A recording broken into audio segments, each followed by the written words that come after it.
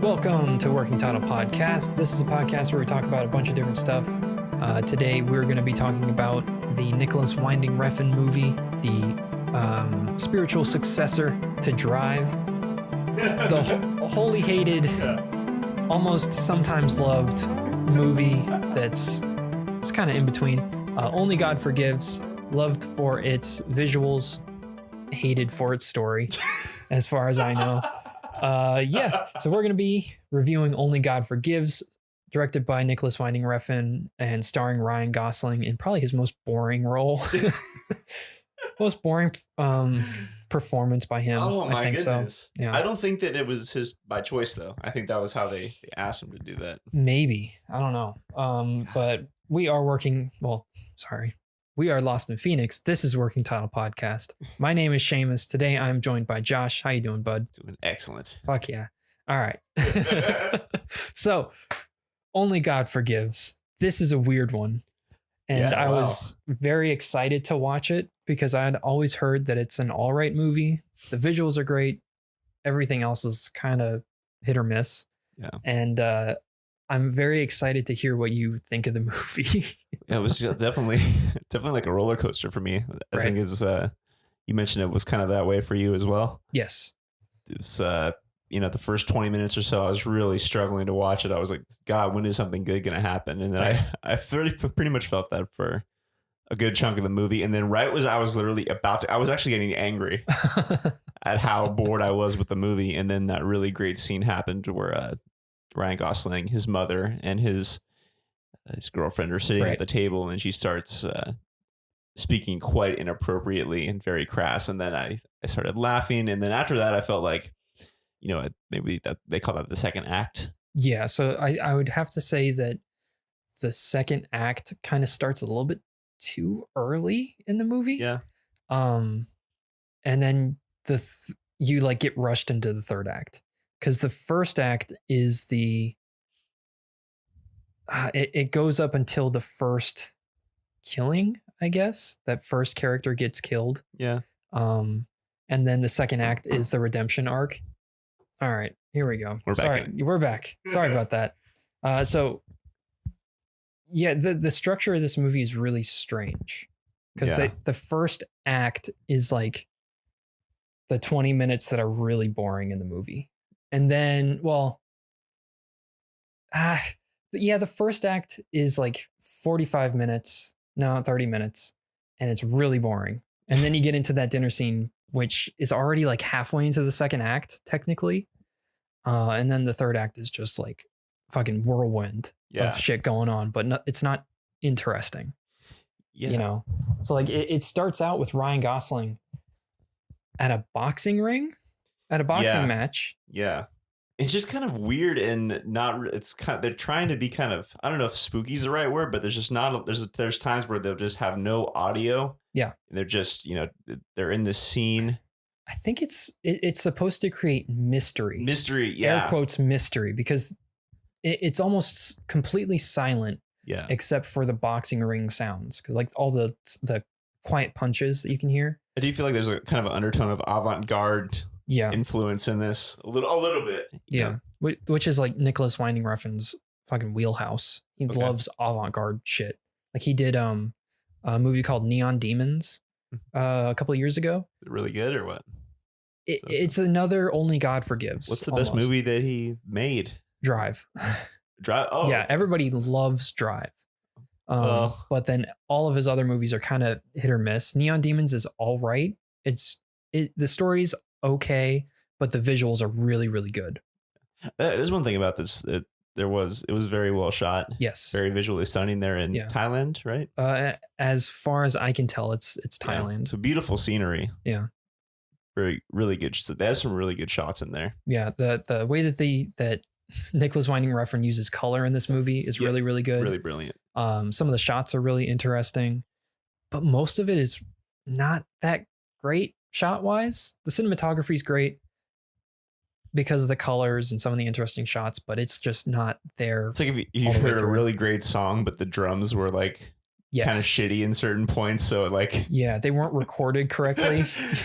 Or they were just the like microphones were like way off the drums in the corner of the room. Yeah, it was like a perfect production otherwise, but just like a couple things were off.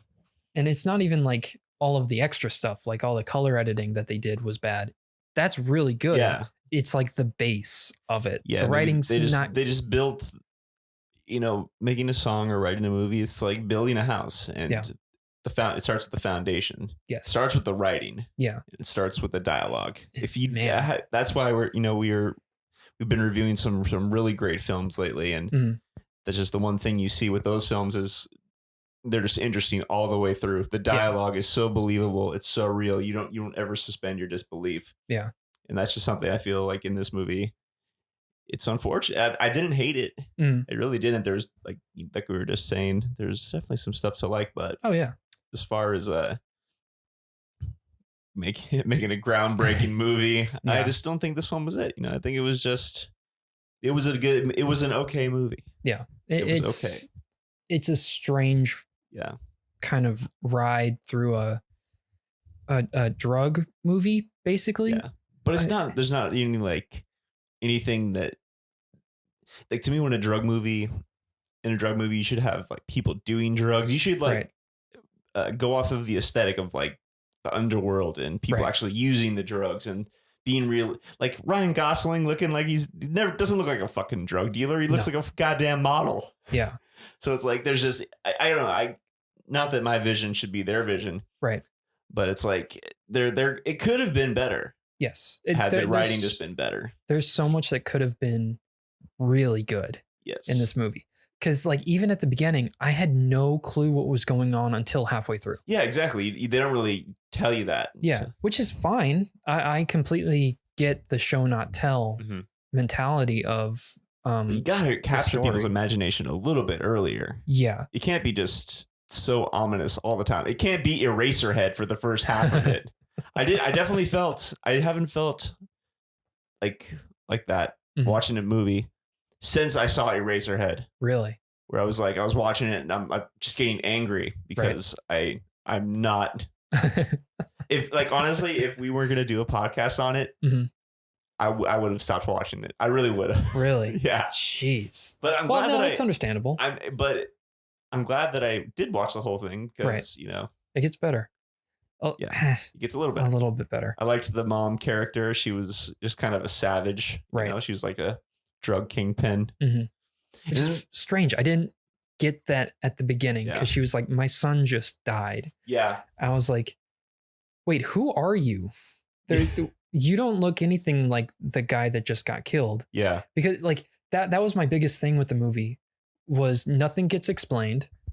Nothing. You don't see any like actions being taken by the characters selling drugs or doing anything like that. Yeah. Except for the first part where they're in the boxing match or like watching the boxing match. There's a girl that walks past some other dude and slips him some money. And then another guy hands her something. And then she just walks away and you never see that character again. Yeah. And I was like, I didn't even know that till you told me right now. Yeah, we're going to follow that now, right? Nope. That's nothing. That was just, they're selling drugs. That as far as I can tell, that's what that scene was supposed to be. Oh, wow. I didn't even notice that. You told me just now. Yeah. And it's like, okay, we're doing that now. Yeah. And then it just cuts. And it's like, oh, fuck. What was that? There's no reason for that to be in the movie. And then we get into the scene where it's after the boxing match and they're giving the kid money. And then the Ryan Gosling's brother in the movie, he says the weirdest line I've ever heard. He says, it's time to meet the devil or something like that. I'm pretty sure it's time to meet the devil. And then we follow him to like a strip club in Thailand. And there's like a bunch of girls in like a closed off box or closed off room with windows. And he asks for like a 14-year-old. Yeah. It's like the fucking creepiest thing. And then he goes out into the streets and like finds some young chick. Before that, he took the guy who was like the proprietor of this establishment and he beat the shit out of him. Yeah. Because he wouldn't give him a 14-year-old. He had like all these really good looking chicks to choose from. But no, it's like, you didn't have that 14-year-old action. Yep. It's fucking gross. And then where he goes on the street, and then he's walking down the street. He's bummed out that he didn't get his 14-year-old. Mm-hmm. Then he sees two young girls sitting out in front of another establishment. Yep. And apparently one of those girls is for sale. Yeah. And ends up killing her. And then the police chief, which is probably, he's the most interesting character. Oh, for sure. Without saying he's anything. A bona fide badass. Yeah. And he comes into the scene and then finds the girl's father and brings her father into the room and is like, do whatever you want. Yeah. And then the dude like kills the brother. Yeah. Then he kills the dad. Well, the police chief doesn't kill the dad. Doesn't he just cut his arms off? Oh, yes. Right. Yeah. He cuts his arms off because he's like, well, you told me I could kill him. He's like, well, you shouldn't have let him sleep with your 14-year-old daughter. So that's why. Yeah. And I feel like in a weird, convoluted way, that is like kind of some justice was actually served. Because if you would have killed him, it would have been too much. But cutting the arms off. Yeah. It was very bloody. Yeah. But not it's in a Tarantino way. Like, I like the bloodiness in Tarantino movies. I wasn't as big a fan of it in this for some reason. Yeah. Well, it's the way it was done. It's very wet. Yeah. Because right. The way that they shine the lights on it, they put red lights everywhere in that scene. So like there's red lights on the body and on the blood. And then there's red lights on Ryan Gosling's brother. And it's just like, it's just super bloody. Yeah. It's so red. And it's just beautiful. It's beautiful in its bloodiness. You know, I don't beautiful bloodiness. Yeah, I like it. She also likes the beautiful blood. Yeah, I think the color of this movie, the color usage of this movie is fantastic. Nice. Yeah. And so then what happens after that? The cop kind of goes and does that a couple more times. Yeah, that's when the mom comes in, and she wants revenge on that. Yeah, she's pissed off at Ryan Gosling's character because he doesn't want to go and get revenge because he doesn't know what's going on. Yeah. Well, didn't he know that his brother slept with a 14-year-old girl? And that was his justification for not getting revenge because I think so. Yeah. His brother and his mom wasn't hearing any of that shit. She was like, that's your brother. And he's like, yeah, but he was fucking 14-year-olds. And her attitude was like, well, who cares? This is your brother. I love him a lot. Yeah. She loved her kids a sexual way. Yeah. There's that weird sort of moment where she first comes back in and he walks in and she hugs him and she squeezes his ass and like it's just weird. It's such a weird movie. Yeah, that's a weird moment too. Yeah, because everything's so disjointed. Because it's like that scene with the police chief, really good. Because he says very little, and he has such really good dialogue. And then that's it.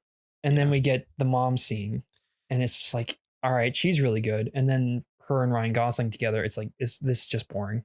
Yeah.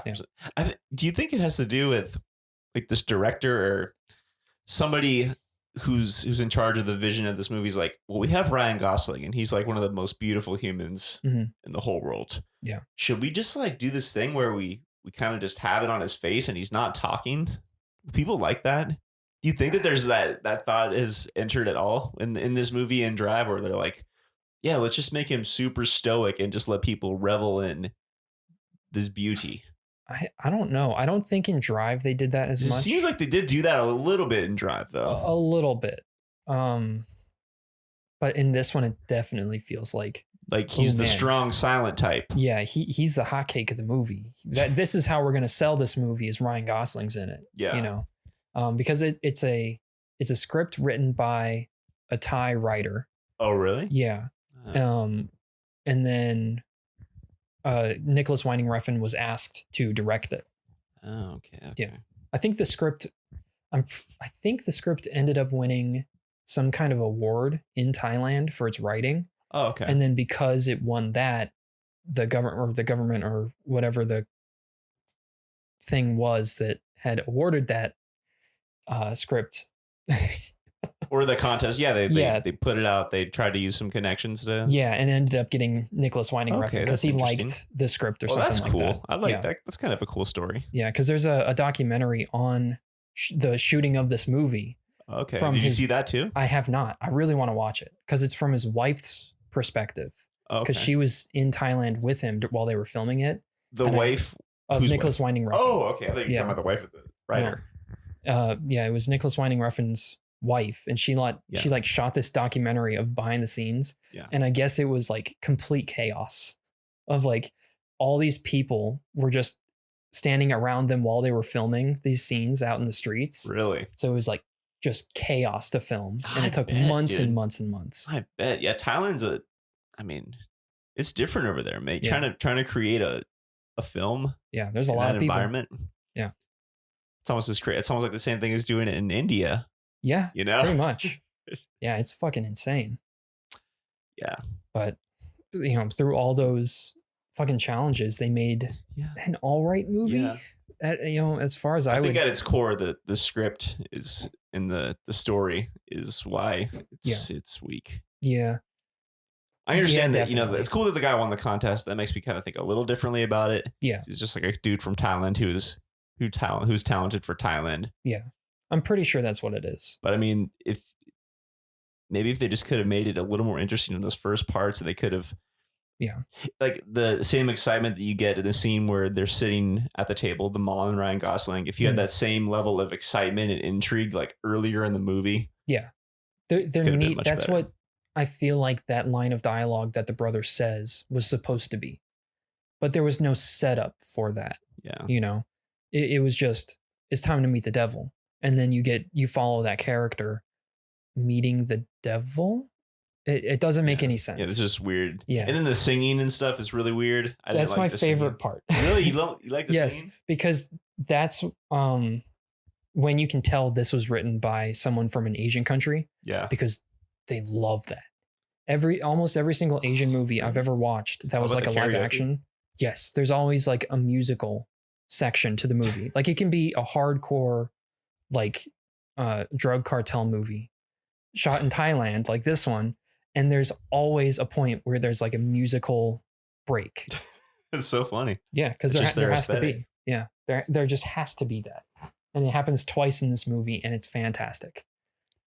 It's like it's like almost like the same thing as back in the 80s. Like you had to have a section for the guitar solo. Right. Yeah. Pretty much. Yeah. Yeah. There was a phase where if you didn't have that guitar solo and it wasn't ripping, like why even make a rock song? Why even be Def Leppard? Right. Why even be the Scorpions? Right. You don't have a fucking guitar solo. Yeah. So, okay. Jeez. So the big magical number question. Yeah. What would you give this movie as a rating? You go first, Seamus. Please, buddy. I would have to give this movie a 6 out of 10. 6 out of 10? Yeah. I don't think it's terrible. From what I've always heard about the movie, it's definitely correct that the story's not that great. The characters aren't really that good. But the cinematography and the way that they use color in the movie is fantastic. Mm-hmm. That's true. But it's just not up to the same level that I think it could have been. Yeah. Like there's definitely something there. Oh, certainly.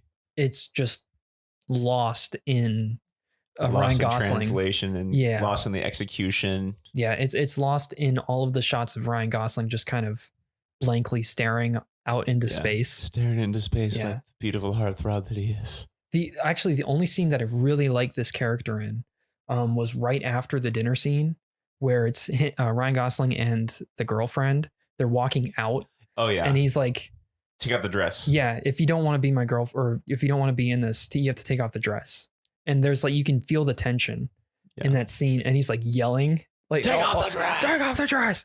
Like just from silence to explosion. And it's like, all right, that's what this character needs to be. Instead of the silent stoic type, you need to give him more of that, that explosion of, oh, man. Yes, I agree.